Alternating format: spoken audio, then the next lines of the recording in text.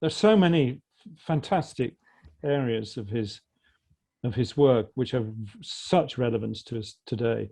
And I think one that will strike every reader who picks the book up in a bookshop and turns the pages and alights on the passages about women. Do you want to say a few words about his attitude to women's liberation, his attitude to women's equality, and indeed a little perhaps of his development himself as a man in that respect? Absolutely. Well, in terms of his attitude towards women's equality, we could easily talk all night just about this one issue. To say that he was a champion of women's freedom and equality is an extreme understatement. This idea is something that he was so absolutely committed to. And in a way, it was the foundation of all of his other ideological constructions as well, because he saw this in very basic terms, that without women's equality, half of society, a little more than half of society, was not free. And so he couldn't talk about freedom without talking about freedom for women. I think that at some level, the calculus involved is that basic.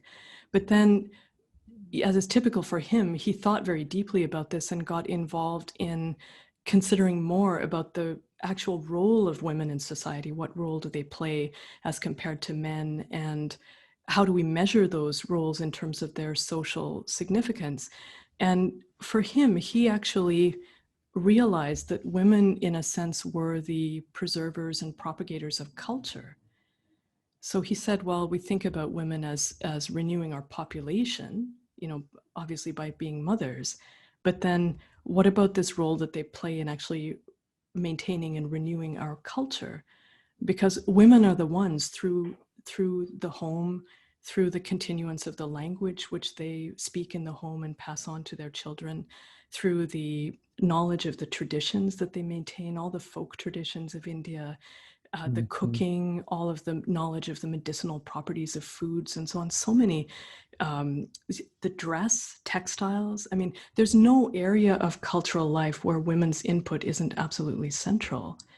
And this is what he basically came to realize and discusses in various ways in those essays. He says, well, women are culture. They ultimately are the representatives and the keepers of the culture of India. And therefore, their role is to preserve civilization. And he says, to civilize men.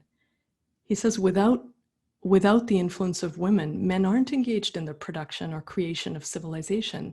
They fight wars and kill each other. This is more what he sees, I think, quite unflatteringly, but I think that's more his crude view of the sort of male social urges.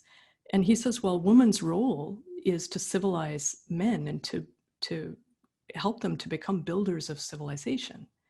So in that sense, he arrives at a point not only where he sees women's equality as being important, but he actually sees women as being higher up in the social hierarchy than men, because they play this very central role in the propagation of culture and civilization. So he wanted women to be the leaders of society for that reason. And for example, he wrote this very famous poem in Tamil called Pudumai Pen. Pen means woman. Pudumai means a new style or a new kind. So a new kind of woman. And in this poem, he describes his ideal woman. And he says, well, this is a woman who's going to be highly educated. She is the leader of society. She is the one who is going to write our laws. And this is the proper social expression of what women should be doing. They should be leading us.